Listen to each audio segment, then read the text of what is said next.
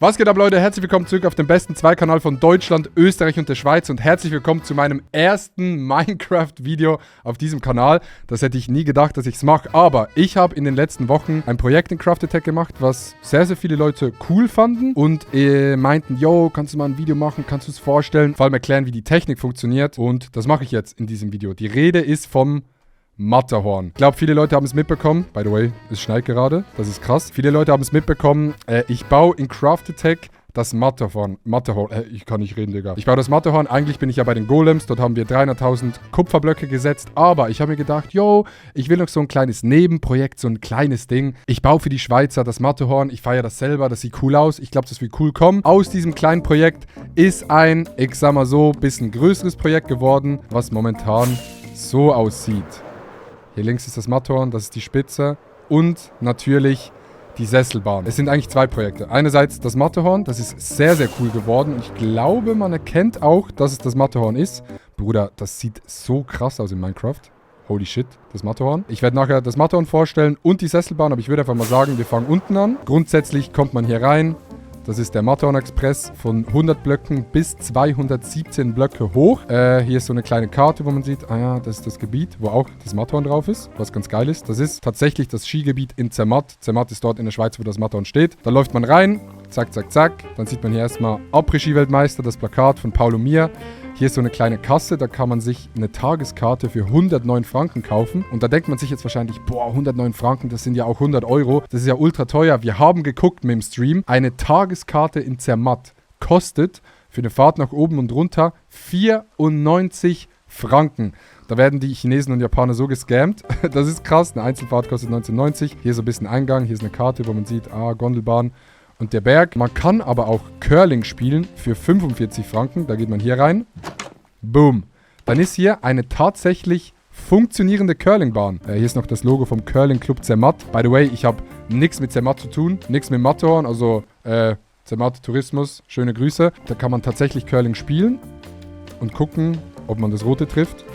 Funktioniert tatsächlich relativ gut. Boah, das war ein krasser Wurf. Ja, ein bisschen zu weit. Dann geht man hier rein. Kauft sich ein Ticket. Hier geht's hoch. Zack, zack, zack. Läuft man rein. Hier ist ein Abfall. Nett hier. Waren Sie schon mal hier? Baden-Württemberg-Sticker. Hier geht's rein. Und dann sind hier auch schon die Gondeln. Beziehungsweise die Schweine. Paluten. Du darfst es nie erfahren. So sieht die Station aus. Hier ist alles voller Technik. Wie gesagt, das werde ich später erklären, wie das Ganze funktioniert. Weil ich glaube, ultra viele Leute haben mir geschrieben, yo, ich will das nachbauen. Mach mal ein Tutorial und so. Genau, das ist alles in diesem Video drin. Ich würde sagen, bevor es weitergeht, fahren wir einfach einmal die Bahn. 3, 2, 1, Abfahrt. Hier ist Marco Odermatt, Schweizer Skifahrer. Sicherheitsschilder gehören dazu. Und dann fährt man los. Es ist, also no joke, die Bahn löst bei allen, die Bahn fahren, so einen geilen Effekt aus. Es ist eigentlich Redstone-technisch relativ simpel. Ich bin jetzt auch nicht der krasse Redstoner, aber genießt einfach die Fahrt. Und während ihr die Fahrt genießt, könnt ihr gerne ein Like da lassen und ein Abo auf diesem Kanal für das erste Minecraft-Video. Es werden keine weiteren folgen. Dann kommt man oben an. So sieht das hier aus. Zack, ist man oben auf dem Berg. Das ist, by the way, auch ein netter Sticker. Angefangen haben wir mit dem Berg. Ich meinte eben so, yo, lass mal ein kleines Projekt bauen. Der Berg ist 1:1 nachgebaut. Da hat ein Zuschauer ein 3D-Modell für einen 3D-Drucker genommen, das in ein Programm reingeladen, dass es in Minecraft-Blöcke umrechnen kann. Und dann hatte ich eine Vorlage. Wir haben so circa von der Spitze, also von da bis so hier, alles 1:1 nachgebaut. Jeder Block. Das sind so circa, es sieht nicht nach so viel aus, aber es sind grundsätzlich so, Pi mal Daumen, 40.000 Blöcke, die alle am richtigen Ort sein müssen. By the way, der Berg ist hinten noch nicht ganz fertig. Das muss alles noch gebaut werden. Skelett, wo bist du? Ich finde, das sieht schon aus wie das Matterhorn, wenn man die oberen Schichten nimmt. Unten wird es ein bisschen breiter. Am Ende des Tages ist der Berg einfach unfassbar viel Aufwand. Man unterschätzt, wie viel Zeit das nimmt. Ich glaube, alleine diese zwei Seiten haben so 16 Stunden gedauert. Das oben hat so 8 Stunden gedauert. Und hinten, wie gesagt, muss noch alles zugebaut werden. Das ist der Berg. Wir haben ihn am Ende des Tages einfach viel zu hoch gebaut. Deshalb ist er unten so breit geworden. Aber ich finde, sieht sehr, sehr cool aus. By the way, für die Leute, die sich fragen, Matterhorn, was ist das? Das ist dieser Berg, der auf der Toblerone-Schokolade drauf ist. Man sagt so, ist der schönste Berg Europas. Ja, und kennt man in der Schweiz. Sehr, sehr krass. Genau. Das ist das Projekt Berg. Und dann ging es weiter. Jo, lass den Berg bauen. Ey, wir könnten ja vielleicht eine Sesselbahn bauen. Die Idee ist entstanden, weil ich einen TikTok gesehen habe, wo man einen Gast nimmt, den in einen Minecart reinsetzt und an den Gast eine Leine macht mit einem Boot. Und dann hat man quasi ein Boot, was unten am Gast hängt und man so quasi eine Gondel-Sesselbahn nachmachen kann. Dann bin ich mal in die Singleplayer-World gegangen und habe selber mit dem Chat probiert, das Ding zu bauen, beziehungsweise die ganze Redstone-Technik. Und das sah dann so aus. Das kommt hier, mit Pistons werden die angehalten, die fahren eigentlich die ganze Zeit auf so Powered Rails. Und unten dran, das sieht man da, hängt dann das Schwein an der Leine und wird gezogen, was ultra, ultra geil aussieht. Wirklich eine coole Technik. Das haben wir dann auch in die Station reingebaut. Und dann meinte ich zu Joecraft, yo, Joecraft, komm mal vorbei, guck dir das mal an. Joecraft hat sich's angeguckt und gesagt, ey, ist cool, Diggi, aber geht noch besser. Und hat die ganze Technik einmal grundlegend auf den Kopf gestellt. Ich bin kein Redstone-Experte, das muss ich auch mal sagen, aber ich kann es euch so grob erklären. Hier oben ist die Magie bzw. die Technik. Das System von Joe ist viel kompakter, funktioniert eigentlich gleich, aber ist ein bisschen zuverlässiger und hat ein paar coole Features, die eingebaut werden können. Ich muss noch einmal runtergehen, damit ihr das checkt. Es gibt einerseits die normale Gondelbahn, die sieht man hier, das ist so die Gondelbahnschiene, und es gibt eine Ersatzschiene, wo unten hier drin im sogenannten Schweinekerker Schweine drin sind. Da kann man einen Sattel drauf machen und die dann oben auf eine neue Bahn aufschnallen, dann geht das relativ simpel und dann mit diesem Knopf hier, wenn man den anmacht, fährt das Ding in die Bahn rein. Das ist noch so ein kleines Nebenfeature, das habe ich selber gebaut. Aber die Bahn an sich, es ist eigentlich relativ simpel. Man hat 3 Positionen, wo Bahnen stehen können. Das ist eine Position, das ist eine Position und das ist eine Position. Und auf jeder Position ist eine Detector Rail. Das Ganze funktioniert so, dass immer von der vordersten Rail ein Signal an die zweite Position durchgegeben wird, von dieser Position ein Signal an diese Position. So wird das Ganze geleitet. Wir haben hier so Trapdoors, die sind zu, dann fährt das Ding nicht. Das wird blockiert. Das ist sehr, sehr geil und nimmt viel weniger Platz ein als ein Piston. Wenn hier ein Minecart draufsteht, dann gibt die Detector Rail ein Signal aus, hierhin.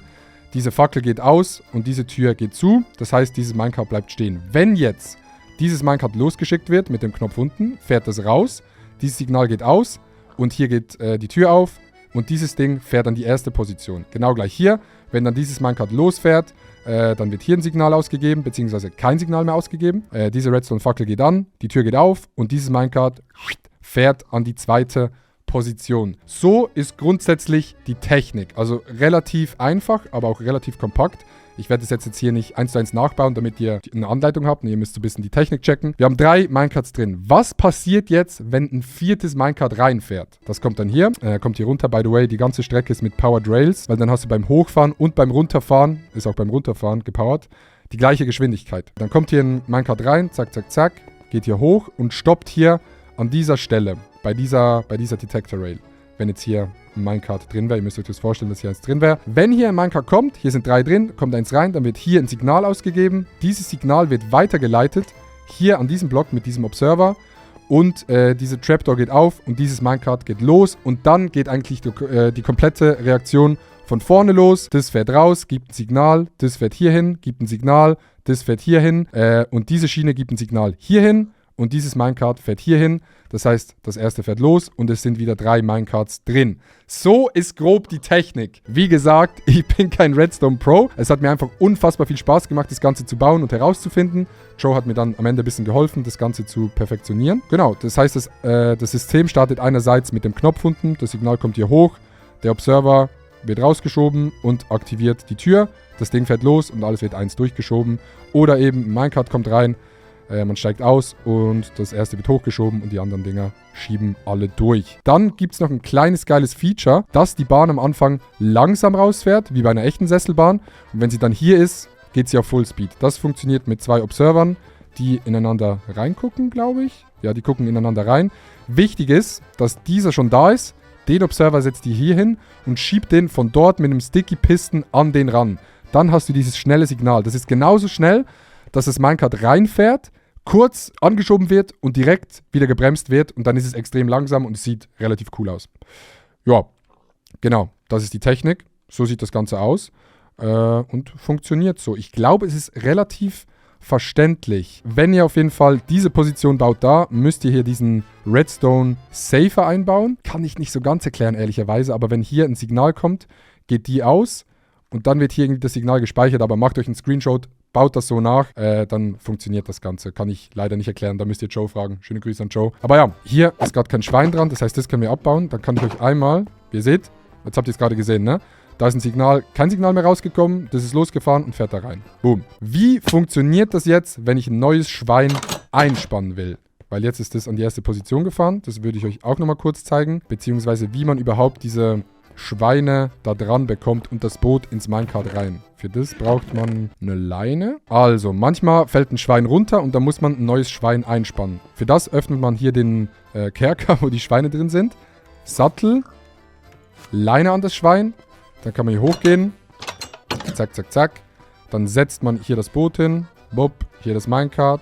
Das fährt perfekt rein. Nimmt das Boot mit und bleibt hier stehen. Dann kann man hier mit Shift, Rechtsklick, das Schwein dran setzen. Jetzt ist der Ersatzwagen gespannt. Und ich finde, das sieht grundsätzlich, Kerker zu, schon sehr, sehr cool aus. So wie in einer echten Gondelbahn, wo so diese Ersatzwagen hängen. Dann drückt man hier den Schalter, das aktiviert oben die Rail.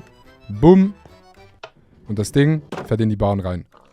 Weil hier ein Wagen ist, fährt das nicht durch. Wir fahren einmal hoch kurz. Ihr seht, wenn man drückt, fährt man hier los. Dieses Ding fährt an die zweite Position. Wir fahren noch langsam. Und zack, wird man rausgeschleudert. Ich finde, der Effekt vom langsam fahren und rausschleudern, Cinema. Wirklich Cinema. Ja, und es sieht so geil aus. Hier, by the way, Prada oder Pradi soll es heißen. Masten, das gibt es in den Skigebieten immer. Und so fährt man dann. So sieht's aus. Es sieht unfassbar cool aus, finde ich. No joke. Fährt man oben rein. Hier sind jetzt 3 Schweine, das heißt, es wird nicht durchgeschoben. Wenn jetzt hier ein 4. Schwein kommt, geht es hier in diese Position, löst das aus und alles wird einmal durchgeschoben. Wichtig ist, wenn ihr das nachbaut, auf dem Server auf Craft Attack werden 10 Chunks um den Spieler geladen. Das heißt, wenn jetzt hier diese Gondel alleine runterfahren würde, würde die Redstone-Technik unten nicht geladen werden, weil die weiter weg ist als 10 Chunks. Was nicht so gut ist, weil dann manchmal die Minecarts verbuggen. Allgemein hat der Server relativ viele Bugs. Auf einer Einzelwelt sind das, glaube ich, keine Probleme. Aber weil das hier so ist, musste ich die gesamte Redstone-Technik chunkloaden. Und das haben wir hier unten gemacht. Ich glaube, Chunkloader solltet ihr kennen, I guess. Das lädt einfach die Chunks, egal ob ein Spieler da drin ist oder nicht. Hier ist der Chunkloader, der gerade, by the way, nicht funktioniert. Und das gleiche haben wir auch unten gemacht. Das heißt, beide Seiten, wo die Redstone-Technik drin ist, by the way, hier oben ist die genau gleiche Redstone-Technik drin. Dieser Bereich wird geladen und der Bereich unten wird geladen. Das heißt, die Redstone-Technik verbuggt viel weniger und die Minecarts können eigentlich auch alleine runterfahren. So funktioniert das Ganze. Das Projekt ist noch nicht ganz fertig. Es kommt noch eine Après-Ski-Hütte dazu. Wir haben noch ein paar andere Ideen. Schreibt auf jeden Fall mal in die Kommentare einerseits, was ihr von dem Ganzen hält. Ihr könnt Vorschläge reinschreiben, was man besser machen könnte, was man hier an der Base noch ändern könnte. Ich bin wirklich ein unfassbar schlechter Bilder. Ich bin da nicht gut drin. Ich habe da sehr viel mit dem Chat gemacht. Ich finde, es ist ganz okay geworden, hier mit Odermatt, so diese ganzen Details. Es sieht halt wirklich aus wie eine Gondelbahn, ne? Ja, schreibt es gerne in die Kommentare, schreibt eure Meinung rein, Verbesserungsvorschläge, was man noch bauen könnte und wie euch das Projekt gefällt. Mir hat es sehr, sehr viel Spaß gemacht. Lasst ein Like da, abonniert den Kanal und wir sehen uns beim nächsten Video. Euer Matterhorn Express. Ja, das glaube ich für eine Scheiße. Tschüss.